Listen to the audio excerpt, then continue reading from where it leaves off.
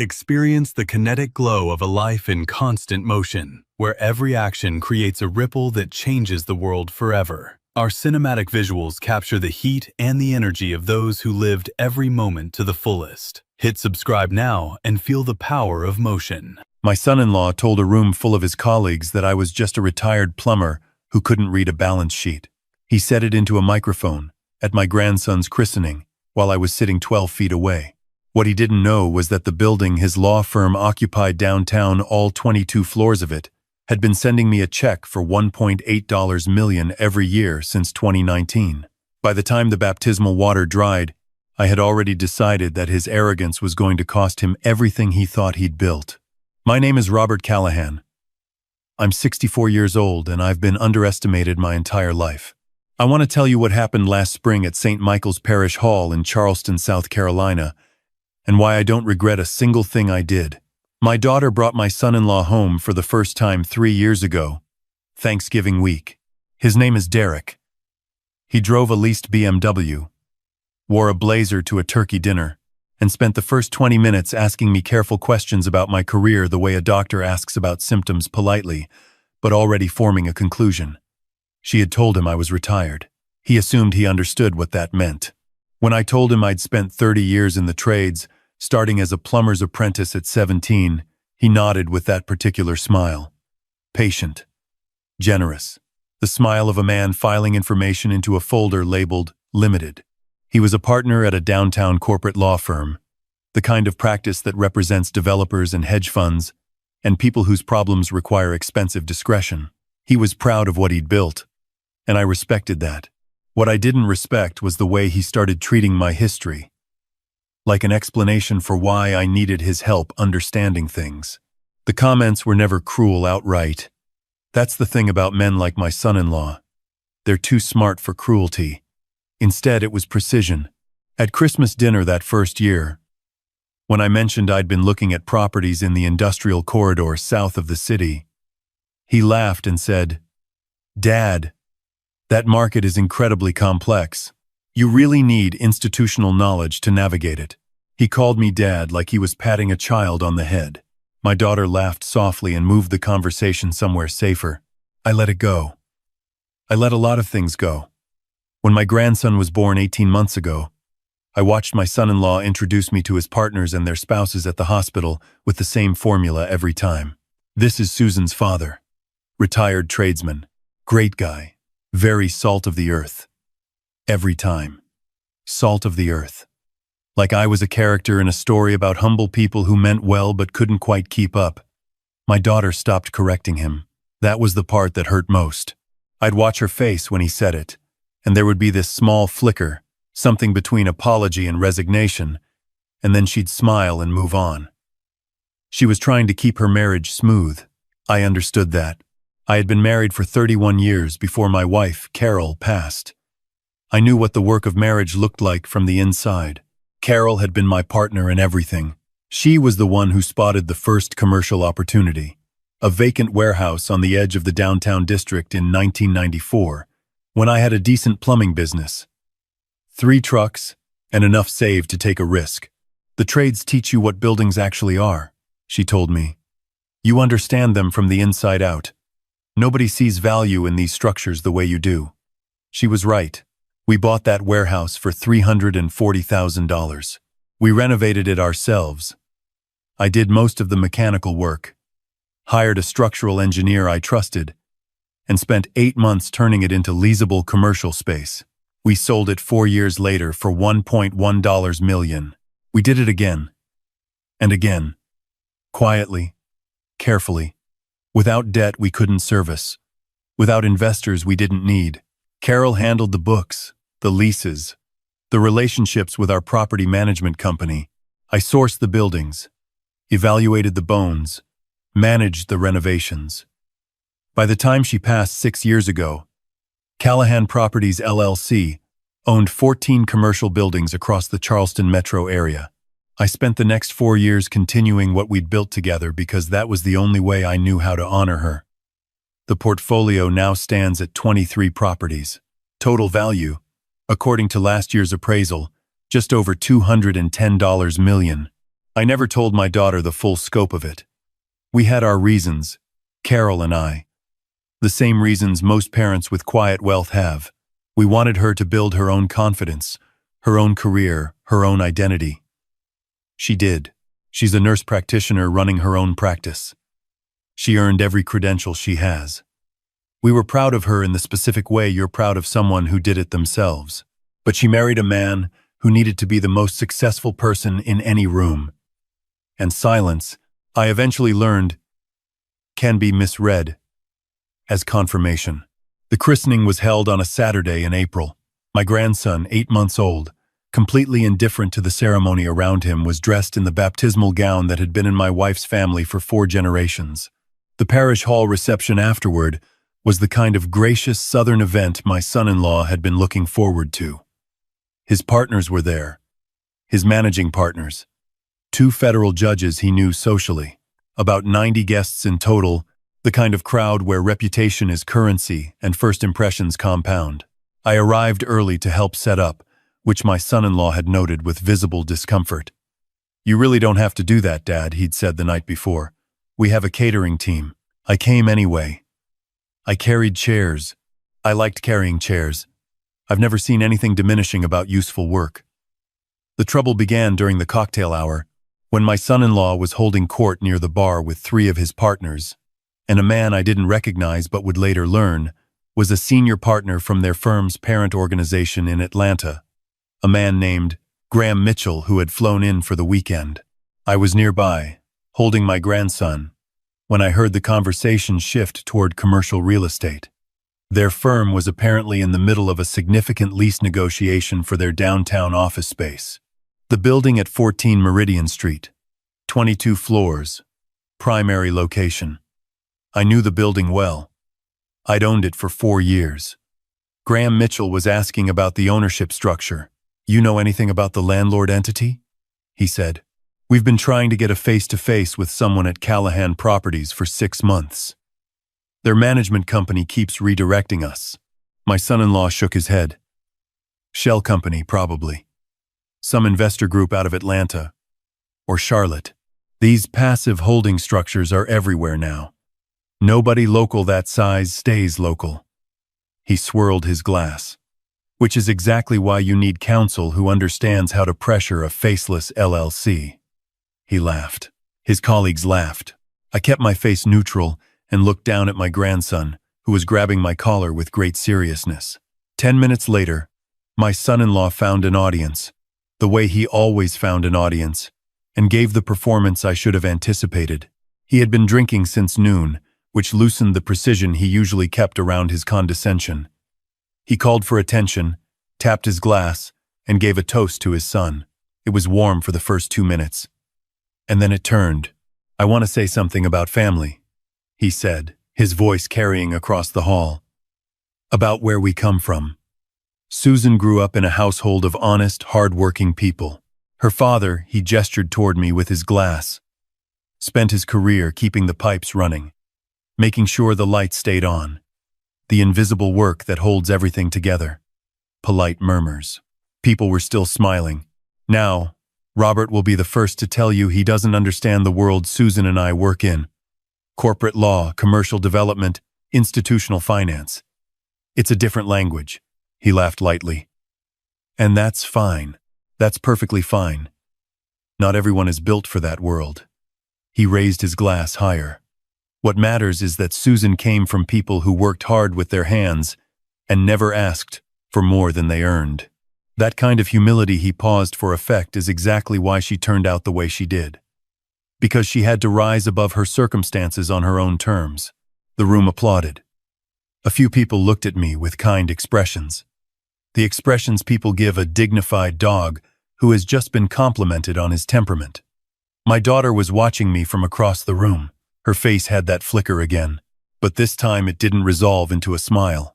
I handed my grandson to his great-aunt, picked up my jacket from the back of my chair, and walked to the microphone stand that the catering team had set up near the small podium. My son-in-law was still standing at the front of the room. He saw me coming, and his expression shifted barely. But I'd been reading people for 64 years. "I don't want to interrupt the celebration," I said into the microphone. The room was already quiet. But since Derek brought up the subject of work and ambition and what we pass on to the next generation, I'd like to add something. My son-in-law relaxed slightly. He thought I was going to offer a gracious counterpoint, that I was going to affirm his narrative with different words, that I was going to be salt of the earth. I reached into my jacket pocket and set a business card on the podium. Small, clean, white cardstock with navy letters. Derek, you mentioned the lease negotiation at 14 Meridian Street. His expression changed. I've been meaning to properly introduce myself to Graham Mitchell. I looked toward the Atlanta partner. Mr. Mitchell, my name is Robert Callahan. Callahan Properties has been your firm's landlord for 4 years. The silence in that room was the kind that has texture. You could feel people recalibrating. Graham Mitchell set his glass down slowly. I'm sorry? Callahan Properties, LLC. We own 14 Meridian. We also own the parking structure on Commerce that your firm uses, and the building on East Bay where your litigation support vendor operates. I slid the business card across the podium toward him. Your people have been trying to reach us through our property management company. I apologize for the delay. I prefer to handle things in person. My son-in-law had stopped breathing. I could see it from where I was standing. Graham Mitchell walked to the podium, picked up the card, and read it. He read it twice. Then he looked at Derek with an expression that was entirely professional and therefore entirely devastating. Derek, he said quietly, did you know about this? Derek's mouth opened. Nothing came out. My daughter had moved closer. She was standing 15 feet away now, very still. I should have introduced myself properly from the beginning, I said to the room, not unkindly. That's on me. Carol, my wife, who passed 6 years ago, she always said I was too comfortable being invisible. I paused. She built this company with me. Started in 1994 with a single warehouse, 23 properties now. I still carry chairs because I like carrying chairs. But I do understand balance sheets.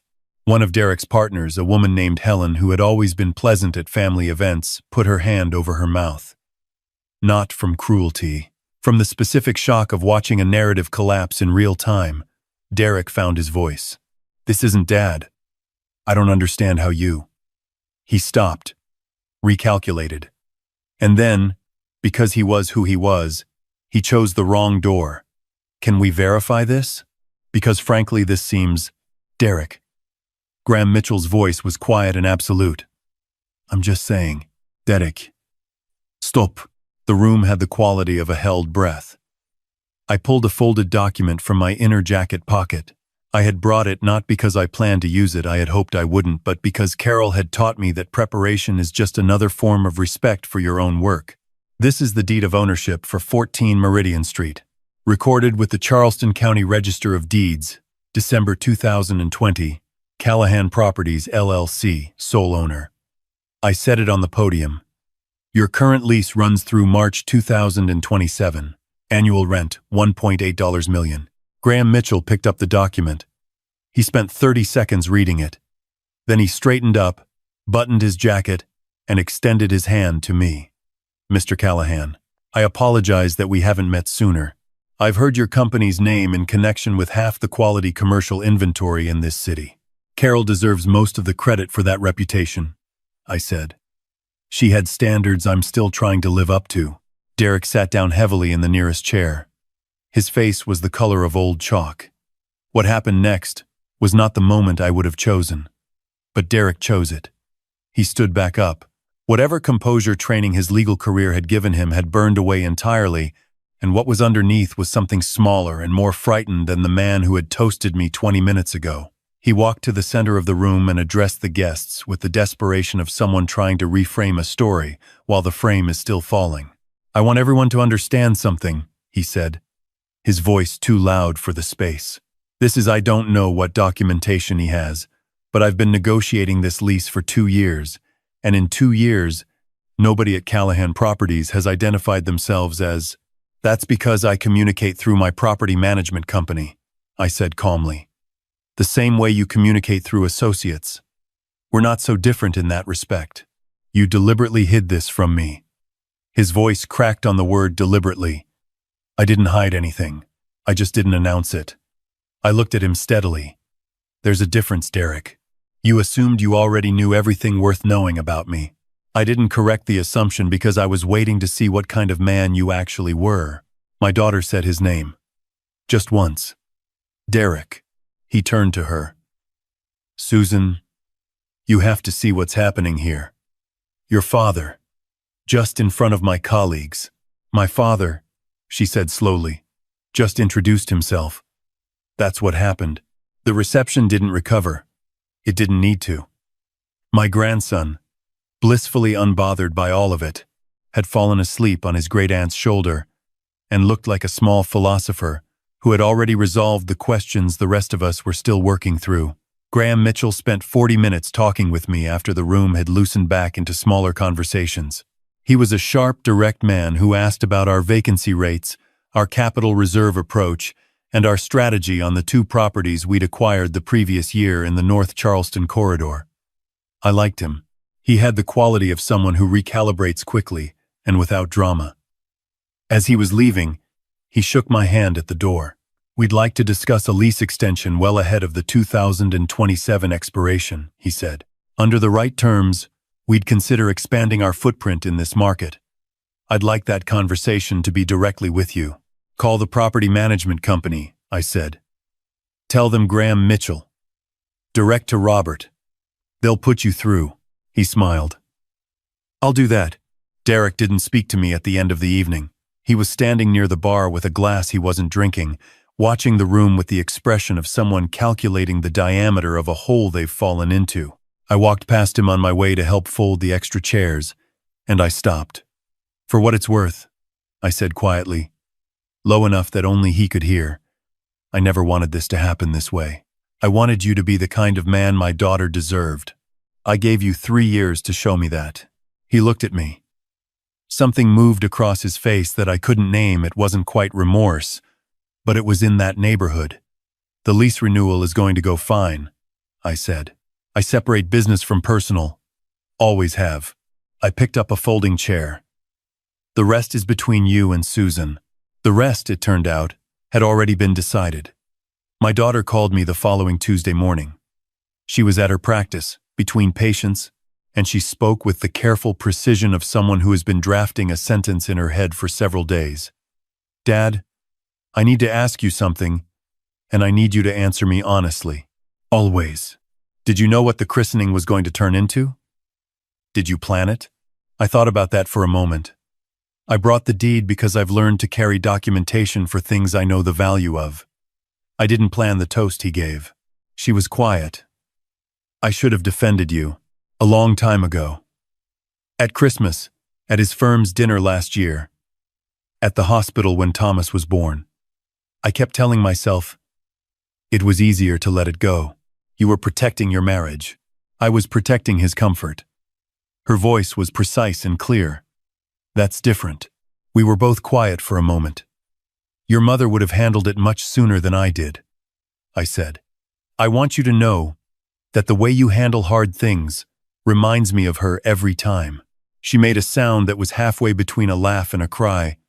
"Dad, how much of our life did you and Mom build that I didn't know about?" "All of it, really. That was the design. We wanted you to build yours, without the weight of ours, in the background." "Did it work?" "You're a nurse practitioner who owns her practice and raised my grandson in a home she bought herself," I said. "What do you think?" She filed for a legal separation 4 weeks later. Derek hired a lawyer not from his own firm, for obvious reasons, and initially claimed that my deliberate concealment of assets had materially affected the conditions of the marriage. That argument lasted exactly as long as it took his attorney to review the corporate structure and realize that Callahan Properties had been established 18 years before my daughter married Derek, had always been held separately from any marital estate, and had been documented with the kind of fastidious consistency that 30 years of careful business practice produces. The attorney reportedly advised Derek to pursue a straightforward dissolution. He took the advice. Graham Mitchell did call. We met at the property management office on a Thursday morning in June, and the conversation about the lease extension took about 40 minutes. We agreed in principle to a 5-year renewal with an option for additional square footage on the upper floors. He brought a bottle of good bourbon when the terms were finalized, which I appreciated. "I want to ask you something personal," he said before he left. "Go ahead. Why didn't you say anything sooner? Not just at the christening." Over the years, I thought about Carol. About the night we bought that first warehouse. Sitting in the parking lot afterward eating sandwiches from a gas station because we'd spent every available dollar on the down payment. About what she'd said. "Nobody needs to know how big this gets. We just need to know. That's enough." My wife believed that real success doesn't need a room to perform in, I said. She was right most of the time. I paused. She also said that if anyone ever genuinely disrespected our family, I should make sure they understood exactly who they'd done it to. Graham nodded slowly. Smart woman. The smartest person I've ever known. My daughter's second year as a single parent was harder than the first, and then it got easier the way hard things do when the person doing them is fundamentally capable. She hired a second nurse practitioner at her practice. She took Thomas to visit Carol's parents in Savannah for a week in the summer, and from the photos she sent, my grandson spent most of his time sitting in garden dirt with the focused intensity of a scientist. He had Carol's forehead, that slight forward lean when something interested him. About 8 months after the separation, my daughter started mentioning a name. His name was Paul. He was a structural engineer. She mentioned it almost apologetically the first time, as if she expected me to find it too close to my own history, who had done seismic assessment work on a hospital she partnered with. He was 41, divorced with no children, and apparently very good at sitting with uncertainty, which my daughter described as the quality she'd decided mattered most. She brought him to Sunday dinner on a cold evening in November. He arrived 10 minutes early, brought a decent bottle of wine and an absolutely unnecessary amount of cheese, shook my hand like someone who'd been taught that handshakes are information, and spent the first few minutes looking at the framed photographs on the mantel with genuine interest. "Is this Charleston Harbor?" he said, pointing to one of Carol's photos from 1998. "Just south of it. We had a warehouse project along that waterfront." He turned around. "Callahan Properties? I've done structural assessments on 2 of your buildings." He looked genuinely pleased by the coincidence. "The work on those foundations is meticulous. Old Charleston construction with real integrity. I did some of the original work myself," I said. "I know. It shows." He said it without decoration, as a simple professional observation, like he was reporting data. We had dinner for 3 hours. He asked questions about foundation techniques in the Charleston climate, about how the transition from trade work to property development had changed the way I evaluated buildings, about what Carol had understood about real estate that I hadn't at first. He listened to the answers completely, the way engineers listen, processing, connecting, occasionally asking a follow-up that told you he'd actually heard what you said. After dessert, while my daughter was in the kitchen with Thomas, he leaned forward slightly. "Mr. Callahan, Susan has told me about the christening. About Derek." He paused. "I want you to know that I understand what your daughter is. I'm not here because of your company or your buildings or anything other than the person she is. I thought you should know I know the difference." I looked at him for a moment. "I believe you," I said. "But I'll know for certain in about 2 years." He smiled. "That seems fair. What I knew for certain much sooner was the thing that mattered more than any of the rest of it." When he got up to help clear the table, just got up, no announcement, no performance, the way people do when helping is simply the obvious thing. My daughter looked at him across the kitchen with an expression I recognized. Relaxed. Unguarded. The expression of someone who isn't managing a room. She hadn't looked like that in years. The understanding I want to pass on, the thing that the christening and everything that followed taught me in terms I hadn't fully articulated before, isn't really about Derek. He was a man who needed to be the most impressive presence in every room he entered. And when he discovered he wasn't, he broke badly. That's a painful way to be built. and I genuinely hope he's doing the work of becoming something different. What I learned was about the cost of staying invisible too long. Not invisible in Carol's sense, quiet, private, focused on the work rather than the performance. That kind of invisibility is a choice and a strategy, and it served us well for 30 years. I mean the other kind. The kind where you let someone else's narrative about you go unchallenged because challenging it feels like trouble, feels like disruption, feels like the kind of scene you've always been too proud to make. My silence had not been neutral. In the years of Sunday, dinners and firm events and hospital corridors, my silence had been misread as confirmation. And my daughter had slowly started confirming it too, not because she believed it, but because she was watching me not resist it. And she took that as instruction. She had my wife's instincts. She had Carol's intelligence and Carol's work ethic and Carol's capacity for loyalty that goes further than it should sometimes. What she needed to see from me, and didn't see for too long, was Carol's other instruction, the one about genuine disrespect. I've thought about the moment I stood up at that microphone more than I expected to in the months since. Whether I should have chosen differently. Whether there was a way to handle it that preserved more. I don't think so.